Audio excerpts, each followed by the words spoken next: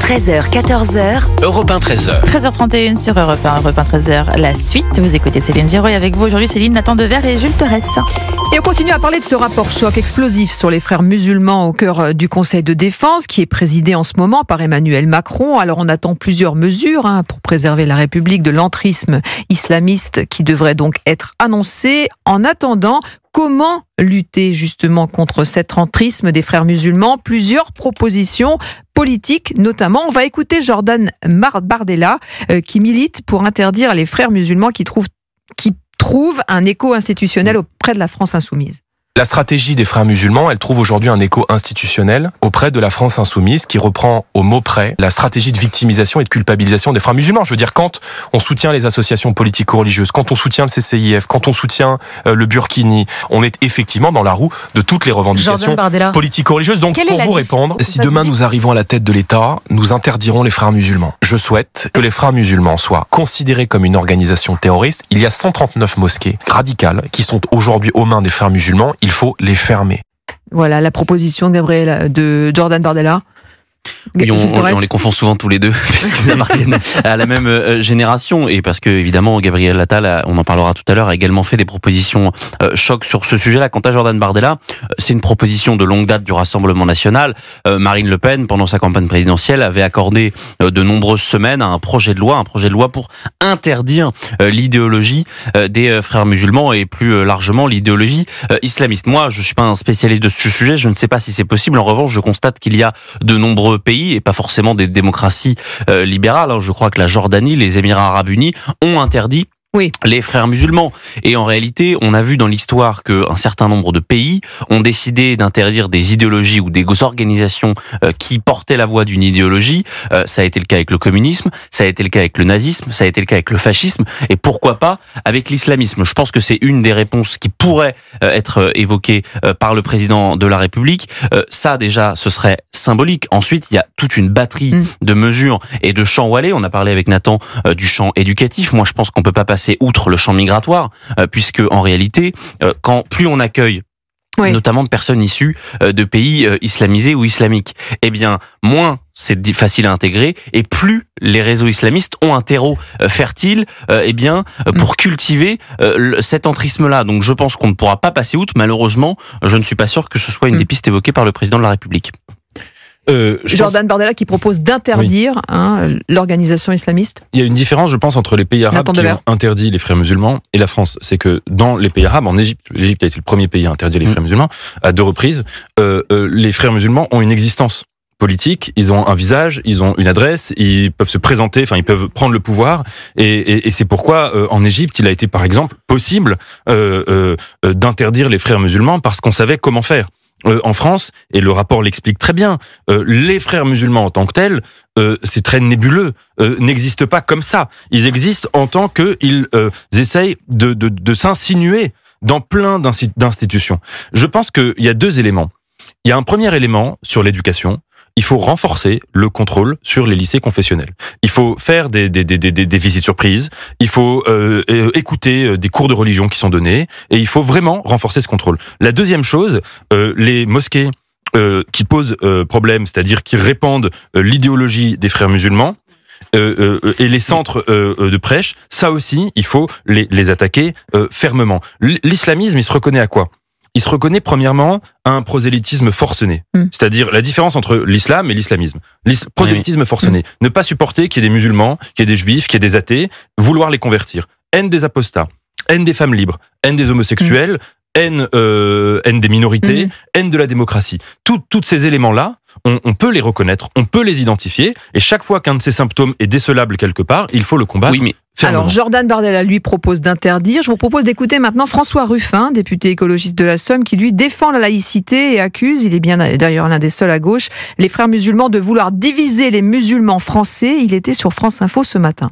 La laïcité, c'est à la fois permettre que tous les croyants dans notre pays soient protégés dans leur foi, puissent pratiquer, et de l'autre côté, que la foi reste à sa place et qu'elle n'envahisse pas le champ de la République. Il y a une question évidente avec les frères musulmans qui ont pour objectif de séparer les musulmans du pays, de séparer les musulmans de la nation, de séparer les musulmans de la République et faire qu'il y ait une loi qui soit au-dessus de ça. Voilà, faire une différence, avoir une loi au nom de la laïcité. Que pensez-vous de cette proposition, Jules Torres ? Va falloir déjà que François Ruffin lise ce rapport, puisque certes, ça fait partie des personnalités à gauche qui sont sans doute les plus courageuses sur ce sujet-là, mais c'est pas la laïcité qui va faire qu'on va endiguer le frérisme ou l'islamisme. Ça fait 30 ans qu'on entend ce discours, ça fait 30 ans qu'on dit que la République doit être plus forte, et ça ne fonctionne pas. Donc maintenant, il faut des actes assez forts, j'en ai pas entendu dans cette audio de François Ruffin. Je suis même pas sûr qu'il ait déjà émis une proposition de loi sur ce sujet, parce que le problème, c'est que cet islamisme, outre les liens que pourrait entretenir une partie de la gauche et notamment de la France insoumise, la gauche a complètement abandonné ce combat, parce que on voulait pas faire de la surenchère, parce qu'on voulait pas faire le jeu de l'extrême droite, parce qu'on ne voulait pas heurter entre guillemets les musulmans au nom d'une islamophobie. La gauche très silencieuse, quand la même. Gauche très silencieuse, le reste de la gauche, l'extrême gauche parce notamment. Que évidemment, on le sait désormais, c'est documenté. C'est les musulmans dans leur globalité sont aujourd'hui la cible électorale de la gauche, et c'est d'ailleurs tout le mal de la stratégie de Jean-Luc Mélenchon, c'est qu'il y a une stratégie communautariste, c'est de penser que les musulmans sont majoritaires à avoir une vision quasiment rigoriste de l'islam. Moi, je ne suis pas sûr que ce soit le cas. D'ailleurs, si on veut s'en sortir, je pense qu'il faut aussi dire à nos compatriotes musulmans que c'est à eux aussi de dénoncer ce que l'on voit. Et Nathan tout à l'heure parlait des mosquées. Moi, je suis pas sûr qu'aujourd'hui ce soit vraiment le sujet. Une mosquée, il y a 400, 500 fidèles, c'est très bien. Moi, ce qui m'intéresse aujourd'hui, c'est l'imam YouTube, c'est l'imam Google, c'est l'imam TikTok. C'est les nouveaux prédicateurs. C'est les nouveaux prédicateurs 2.0, les influenceurs qui sont beaucoup plus radicaux d'ailleurs que dans les mosquées. Et qui sont dénoncés dans ce rapport aussi. Bien sûr. Non, mais bien sûr. Là, pour le coup, c'est d'ailleurs l'un des passages les plus intéressants du rapport, sauf qu'on fait quoi ? Parce qu'on va pas demander à TikTok tous les jours de supprimer des comptes. Il y a des comptes qui ont 700 000, 800 000. Là, je vous parle pas de quelques dizaines de milliers de followers, de followers, pardon pour ce mot, mais ce sont des gens qui ont une vision très radicale, qui, on l'a vu, lorsque Gabriel Attal a proposé l'interdiction de l'abaya, il y avait des demandes de braver cette interdiction. C'est des personnes, il y a ce qu'on appelle des discours de rappel qui vous disent qu'il ne faut pas écouter de musique, que ceci est haram, ceci ne l'est pas, qu'on ne doit pas être dans la mixité. Ça, je pense que c'est l'un des sujets les plus importants, c'est comment on fait pour endiguer cet islamisme numérique qui aujourd'hui devient de plus en plus inféo. Nathan Devers. Je suis totalement d'accord avec vous, mais quand on met le doigt sur ce point sensible, en fait, on se rend compte du problème de notre discussion. C'est que le problème des frères musulmans ne se pose pas à l'échelle de la France.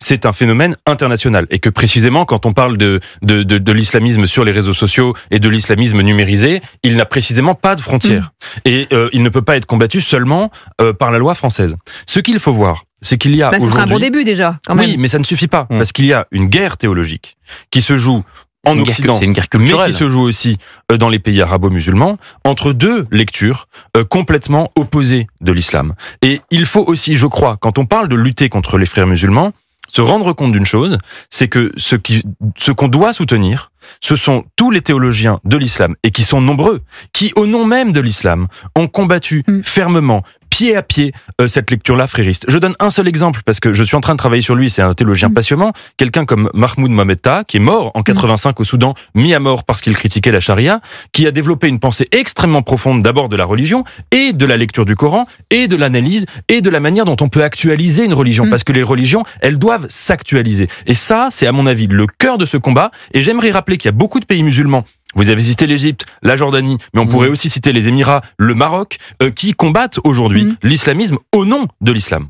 Transition toute trouvée avec Malik Bezou, spécialiste de l'islam. Il estime qu'il y a un problème avec les frères musulmans, mais aussi avec le wahhabisme saoudien, et que le combat contre l'islamisme doit aussi être mené par les musulmans eux-mêmes. Il était sur CNews ce matin. Aujourd'hui, en France, si on a une influence du wahhabo-salafisme, c'est parce qu'il a été diffusé très très massivement, et ce wahhabo-salafisme préconise et incite fortement les femmes mineures à porter le voile. Tout ce qui est interdiction de tel ou tel courant ne servira pas à grand-chose tant qu'on ne mènera pas un combat théologique entre les courants réformistes de l'islam et les courants ultra-conservateurs. C'est aux musulmans eux-mêmes de mener cette révolution culturelle, théologique, pour contrer l'influence du wahhabisme. Cette influence, elle est très très très forte, et la prescription du port du voile, c'est une interprétation typiquement wahhabite. C'est pour ça qu'aujourd'hui, vous avez de plus en plus de filles mineures qui portent le voile, alors même que le voile, y compris pour les femmes adultes, n'est pas une prescription religieuse à proprement parler. Ouais, c'est très éclairant ce que dit effectivement Malik Bezou, Jules Torres.